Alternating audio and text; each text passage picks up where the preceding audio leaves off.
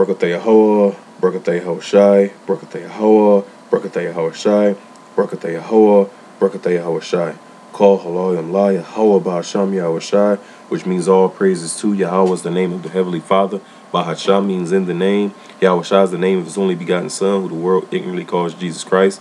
Double honors to the apostles and elders at Great Millstone, and salutations to all you brothers who preaching the gospel in truth and in sincerity and in charity. And Lord willing, it's gonna be a little quick lesson. This is a little thing I came across the elder here out of Great Millstone, Chicago, the elder Malcolm. He brought us up to this doctrine, this teaching, this false teaching, false doctrine. You can see it as it's called the Hamitic theory, which is just exactly what it is. Matter of fact, let's look up that word theory. Hamitic theory. You know, this is all a part of Esau's plan. You know, doing his job as he was set up to do. This is the word theory. Tatamon online. It says conception, mental scheme, from late Latin theoria, from Greek theoria, contemplation, speculation. A looking at, viewing, a sight, show, spectacle, things looked at. From therion, to consider, speculate, look at. Theros, spectator. From thea, a view, see theater. Horan, to see. So basically it's a speculation. It's a guess, you know, because when you look at the word speculation, we're just getting the regular Google.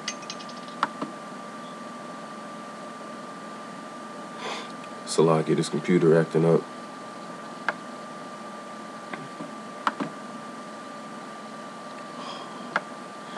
Salaki, brothers.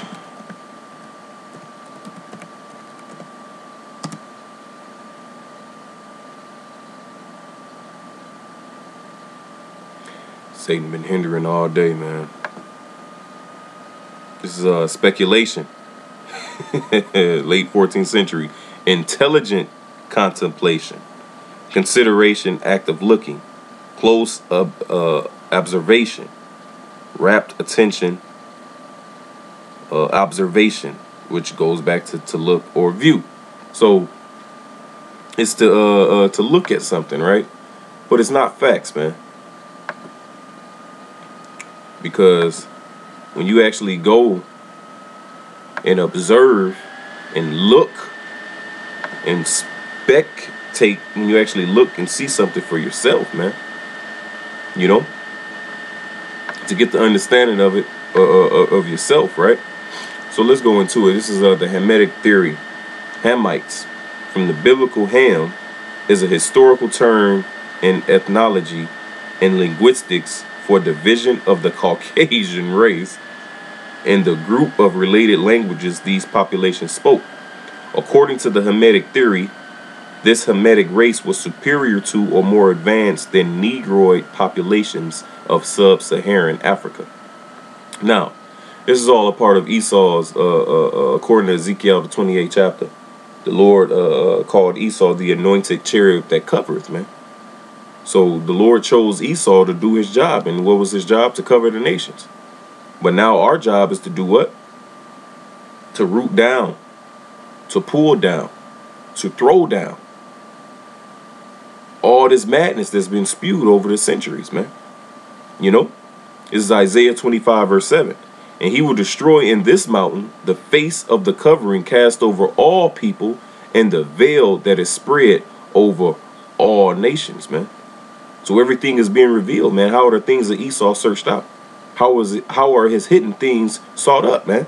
Hey, through the spirit and power of Yahweh Ba'asham Yahushai. That's how all these things is coming to light, man. So I'm going to read this again. The Hamitic theory.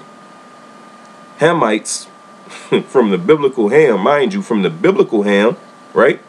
And as you brothers saw, we're going to get that in Genesis 10. It says, is a historical term in ethnology and linguistics for a division of the Caucasian race and the group of related languages these populations spoke. According to the Hamitic theory, this Hamitic race was superior to or more advanced than Negroid populations of the sub-Saharan Africa. Because what Esau is saying, that dark people couldn't have established Egypt. They couldn't have established Babylon and all those ancient cities, man.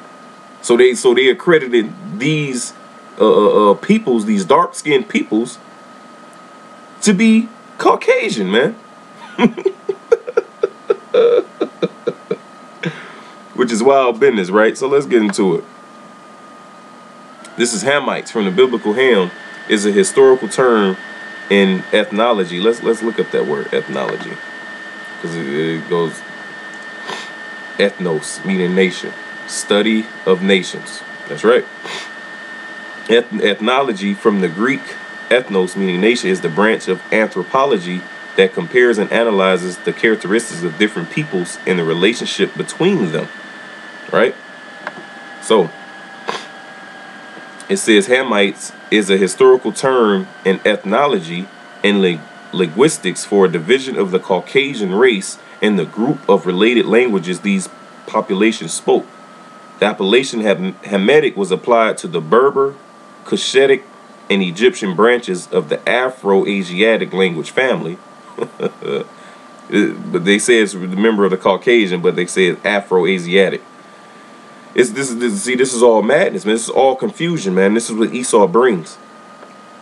It says, which together with the Semitic branch was thus formally labeled Hamito-Semitic. How are you both, man? However, since the three Hamitic branches have not been shown to form an exclusive monophyletic phylogenetic unit of their own, separate from other Afro-Asiatic languages, linguists no longer use the term in this sense. Each of these branches is instead now regarded as an independent subgroup of the larger Afro-Asiatic family. Beginning in the 19th century, which is the 1800s, man. So just letting you know, this is all concocted by so-called white men, man. Beginning in the 19th century, which is the 1800s, you know, because the 1900s is the 20th century, and the 2000s is the 21st century as we live in today. It says scholars generally classified the Hamitic race as a sub. And what scholars are those? Those scholars from the 19th century, man.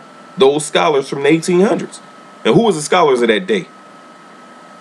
So-called white men, man. The same white men who invented Egyptology, man. Edomites, man. The same guys. The same race. The same people. It says, beginning in the 19th century, scholars generally classified the Hamitic race as a subgroup of the Caucasian race along with the Semitic race, thus grouping the non-Semitic populations native to North Africa and the Horn of Africa, including the ancient Egyptians. According to the Hamitic theory, this Hamitic race was superior to or more advanced than Negroid populations of sub-Saharan Africa. In its most extreme form, in the writings of C.G. Seligman, this theory asserted that virtually all significant achievements in African history were the work of Hamites who had migrated into Central Africa as pastoralists, bringing new customs, languages, technologies, and administrative skills with them. In the early 20th century, theoretical models of Hamitic languages and of Hamitic races were intertwined. And all this is nothing but madness anyway, man. You know? But let's get the facts. Because contrary to Esau, man, us here at Great Millstone, man, we bring facts, man. We bring truth. You know? Esau Edom likes to bring lies, man. And we are here to combat that. This is our job. This is why we're here on this planet, man. To defend the gospel. You understand? To contend for the faith which was once delivered unto the saints, man. So, As you can see, the three sons of Noah: Shem, Ham, and Japheth, right? So clearly it says Japheth had 7 sons, which they settled in Europe and Asia, which is true. Ham had 4 sons, which all of Africa, Southwest Asia, which is Asia up here, so Southwest to be down in this area down here, you know, because this is all Asia over here. It says Canaan, which is all this area right in here, you know, in Africa.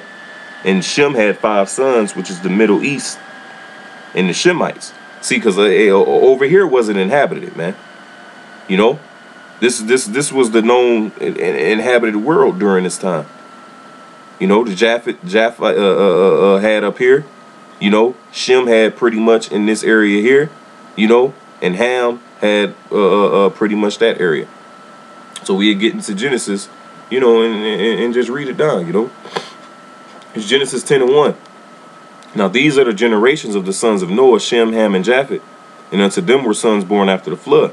The sons of Japheth, which these are the Japhites, which today will be known as the Tongans, the Hawaiians, the Samoans, the Aborigines of Australia. You know, those are all Japhetic people.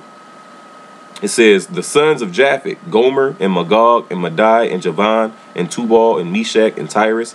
And the sons of Gomer: Ashkenaz and Rephah and Togarmah. And the sons of Javan: Elisha and Tarshish, Kittim and Dodadam. By these were the isles of the Gentiles divided in their lands, every one after his tongue, after their families and their nations. So those was all the Japhites. Salakia, all dark-skinned peoples. And the sons of Ham: Cush, Mizraim, Phut, and Canaan. Here are your Africans, man. Here are your so-called Africans. Cush being your modern-day Ethiopians. Mizraim being your modern-day Sudanese, because the modern-day Sudanese are the original people of Egypt. You got your Phut, which this is North Africa, which North Africa is comprised of Arabs today, you know, and Canaan. So you have Phut and Canaan, which today they're scattered throughout Africa, man. You know, because mainly Arab-speaking peoples, which, you know, Arab is a generic term. So Ishmael, Midian, and Ashur, and so forth, man, they occupy the majority of Egypt, of North Africa, you know, of the Middle East. So what they call, you know, it says in the sons of Cush: Seba and Havilah and Sabta and Ramah and Sabtika, and the sons of Ramah: Sheba and Dedan. And Cush begot Nimrod. He began to be a mighty one in the earth. So now it's talking about the sons of Ham, so-called Africans, you know,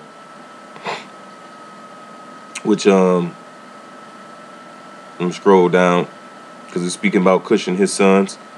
Verse 13. And Mizraim begat Ludum and Ananam and Lehabim and Naphthalim and Pathrushim and Kulishim, out of whom came Philistim, the Philistines. You know, so the Philistines are counted as Egyptians as well. And Caphtorim, right? So these is all so-called Africans, man. And Canaan begat Sidon, his firstborn, and Heth, and the Jebusite, and the Amorite, and the Girgashite, and the Hivite, and the Archite, and the Sinite, and the Arvadite, and the Zamarite, and the Hamathite.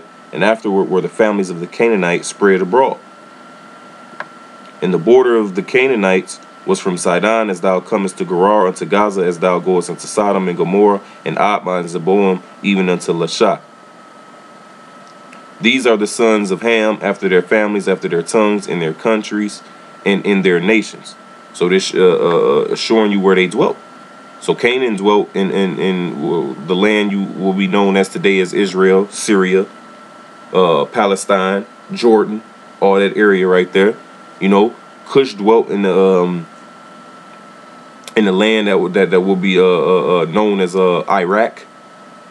You know, Iraq, Afghanistan, around in that area that's over there. You know, that's where Cush dwelt. before he migrated into Africa, Ethiopia. You know, because the ancient Babylonians, when you read Nimrod in Genesis 10, those Babylonians were Cushites, were Hamites. You know. Now during the time of Nebuchadnezzar, Nebuchadnezzar himself wasn't a Hamite. He was a Assyrian. He was of the son of Ashur. You know. But that's a lesson for another day. So it speaks about these sons of Japheth. We read the sons of Ham, and now here are the sons of Shem. Unto Shem also the father of all the children of Eber, the brother of Japheth the elder, even to him were children born. The children of Shem, Elam. That's where you get your East Indians from, your Persians, Iranians. And Ashur, which there go your Assyrians, Assyrian Babylonian Empire, and Arphaxad, which we come out of Arphaxad, man. You so-called Negroes, Latinos, and Native Americans, we come out of Arphaxad. And not only us, the so-called white man Esau Edom, he comes out of Arphaxad. Ishmael, you know, the so-called Arabs, Ishmael, Midian, you know, they come out of Arphaxad. Moab and Ammon, they come out of Arphaxad. You know, so these are all Shemites, man. Shemites, not Semite, a Shemite.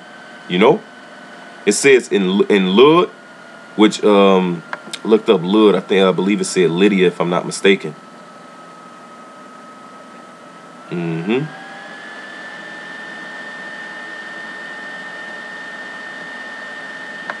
It's in Lydia, and Aram, which Aram is Syria. You know, and then it goes into Shem's sons. So just of reading the Bible, it says biblical Ham. Well, when you read the Bible, there is no way in hell that Hamito-Shemitic can even exist. Because how can you come out of two sons, man? How can you be Ham and Shem at the same time? It doesn't make sense. You know? And to show you that the Caucasian race doesn't come out of Ham. So we just read Shem's sons. We read Ham's sons. And we read Japheth's sons, right? So now we'll jump over to the next chapter. And we'll read Genesis 11 and 10. It says, these are the generations of Shem. Shem was 100 years old and begat Arphaxad 200 years after the flood.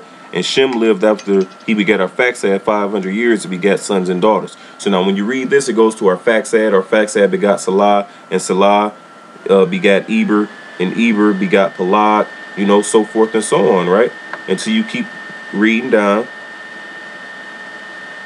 until it reads about Nahor begot Terah, Terah begot Nahor, and Nahor begot Terah, and Terah begot Abraham, Nahor, and Haram, right? Notice it said Abraham. Well, Abram. So we come out of the line of Shem, which comes out of our forefather Abram, which come out of Terah, which came out of Shem, right? Salakia, brother Satan fucking with me hard right now, man. But we come out of Abram, which clearly shows that he comes out of Shem. So when you connect the dots, you know, and go through the genealogy, which is all here in Genesis, is the beginnings, you know, and it shows you, because Abraham begot Isaac, and Isaac in turn begot who? This is Genesis 25 and 20. And Isaac was 40 years old when he took Rebekah the wife, the daughter of Bethuel, the Syrian of Pandanaram, the sister to Laban the Syrian. And Isaac entreated Yahweh for his wife because she was barren, and Yahweh was entreated of him, and Rebekah his wife conceived, and the children struggled together within her. And she said, If it be so, why am I thus? And she went to inquire of Yahweh, and Yahweh said unto her, 2 nations are in thy womb, and 2 manner of people shall be separated from thy bowels, and the one people shall be stronger than the other people, and the elder shall serve the younger, man. Because Esau holds this mentality that he's better than us, that he's superior than us, man. That's why in his theory, it says that these Hamitic this Hamitic race was superior to or more advanced than Negroid populations, man. But in all actuality, man, hey, Esau is the base man of this earth, man. Even these dirty foot fucking Hamites is better than this devil. You understand? It says, and the one people shall be stronger than the other. And when her days, it says, and the elder shall serve the younger, which we gonna see who came out first. When her days to be delivered were fulfilled, behold, there were twins in her womb, and the first came out red all over like an hairy garment, and they called his name Esau, meaning he was red all over his body, man. He wasn't, it says red like an hairy garment, you know? Just, you know, we had badger skins and different ram skins and sheep skins dyed red, man. And when you dye it, it's all red. So it was comparing them to a red garment. You know? So here is the birth of the Caucasian race. Here is the birth of you so-called white people, man. And it's here in the scriptures. And your name is Esau Edom, whom they running away from, whom they don't want to be. And it's clear as day, right here.